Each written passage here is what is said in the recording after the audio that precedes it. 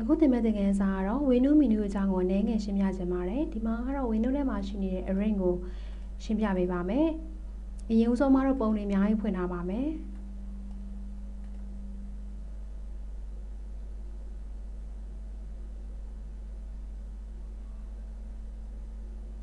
ဒီမှာဆိုရင်ပုံတွေအများကြီးဖွင့်ထားပါတယ်ပြီးရင် window ထဲမှာရှိနေတဲ့ array ထဲမှာရှိနေတဲ့ title or vertical ဆိုလို့ရှိရင်တော့သူ့ကိုဒီမှာ downline လေးတွေကိုစီသွားပြီးတော့ပြပေးပါတယ်ဖွင့်ထားသမျှပုံတွေအကုန်လုံးကိုပြပေးတာဖြစ်ပါတယ် all horizontal ဆိုလို့ရှိရင်တော့သူကဒီမှာအလျားလိုက်ဖွင့်ထားတဲ့ပုံလေးတွေကိုအစဉ်လိုက်ပြပေးတာဖြစ်ပါတယ်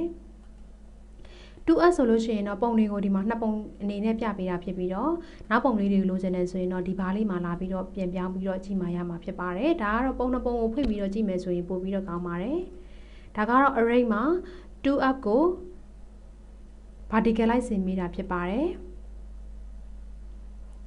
နောက်တစ်ခုကတော့ 3up ပုံသုံးပုံကိုအလျားလိုက်ကြည့်ကျင်တယ်ဆိုလို့ရှိရင်တော့ဒီမှာ 3up နဲ့ဖော်ပြပေးတာဖြစ်ပါတယ်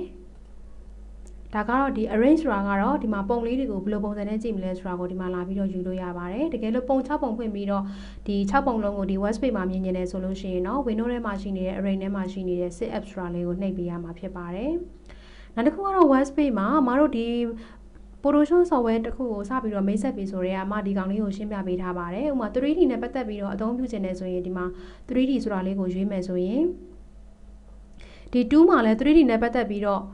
အသုံးများတဲ့ tool တွေကိုပြပြီးတော့ဒီဘေးမှာရှိနေတဲ့ panel တွေကလည်း 3D နဲ့ပတ်သက်ပြီးတော့အသုံးများတဲ့ panel တွေကိုပြတာဖြစ်ပါတယ်ဒီ window ထဲမှာရှိနေတဲ့ web page ထဲမှာရှိနေတဲ့ painting ကိုယူမယ်ဆိုလို့ရှိရင်လည်း painting မှာအသုံးများတဲ့ tool တွေကိုဒီဘက်မှာလာပြီးတော့ပြတာဖြစ်ပါတယ်ဒါကလည်း painting မှာအသုံးများတဲ့ panel တွေကိုဒီမှာလာပြီးတော့ပြမှာဖြစ်ပါတယ်ပုံမှန်အားဖြင့်တော့မတို့က web page မှာ essential ကိုယူလိုက်မယ်ဆိုရင်တော့ရခင်ပါရှင်းအဟောင်းအတိုင်းပဲ tool တွေရော panel တွေရောကိုပြမှာဖြစ်ပါတယ်နောက်တစ်ခုဒီ window အောက်မှာမြင်နေရတဲ့ဟာလေးတွေကတော့ box တွေရဲ့ panel တွေရဲ့အဖြုတ်အတက်ဖြစ်ပါတယ်ဥပမာအမက layer box ကိုဖြုတ်ချင်တယ်ဆိုရင်ဒီ layer မှာအမှတ်ဖြုတ်လိုက်မယ်ဆိုရင် layer panel လေးကပြုတ်သွားမှာဖြစ်ပါတယ်အခုပြန်ခေါ်ချင်တဲ့ node panel ကိုခေါ်ချင်တယ်ဆိုရင် node panel လေးကိုဖွင့်လိုက်ပါမိမိဖွင့်လို့တဲ့ panel လေးတွေမှာအမှတ်ထည့်ပြီးတော့မိမိမမြင်ချင်တဲ့ panel လေးတွေမှာအမှတ်ဖြုတ်လိုက်မယ်ဆိုရင်ဒီ window မှာရှိနေတဲ့ window menu မှာလာပြီးတော့သုံးရမှာဖြစ်ပါတယ်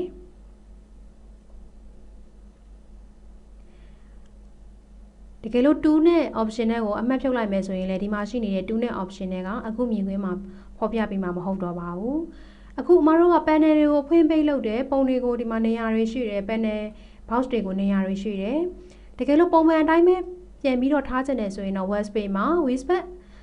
reset essential ကိုနှိပ်လိုက်မယ်ဆိုလို့ရှိရင်တော့ panel တွေကသူ့နေရာနဲ့သူပြန်ပြီးတော့စီးသွားမှာဖြစ်ပါတယ်တကယ်လို့အမတို့ကဒီမှာအပြင်တွေကိုဆွဲထုတ်ထားမယ်ပြင်ထားတာတွေကဖြောက်တောက်ဖြစ်နေမယ်ပုံမှန်အတိုင်းပဲ panel လေးတွေကိုပြင်စီခြင်းနဲ့ဆိုရင်တော့ window ထဲမှာရှိနေတဲ့ web page ထဲမှာရှိနေတဲ့ reset ဆိုတာလေးနဲ့ပြန်ပြီးတော့စီးရမှာဖြစ်ပါတယ်ပုံတွေအားလုံးပိတ်ချင်တယ်ဆိုရင်တော့ window ထဲမှာရှိနေတဲ့ close all နဲ့ပိတ်လိုက်ပါမယ်တကယ်လို့ဒီ Photoshop program တစ်ခုလုံးကိုပိတ်လိုက်မယ်ဆိုရင်တော့ file ထဲမှာရှိနေတဲ့ exit ဆိုတာလေးကိုနှိပ်လိုက်ပါဒါဆိုရင်တော့ဒီ program တစ်ခုလုံးကြီးပိတ်သွားမှာဖြစ်ပါတယ်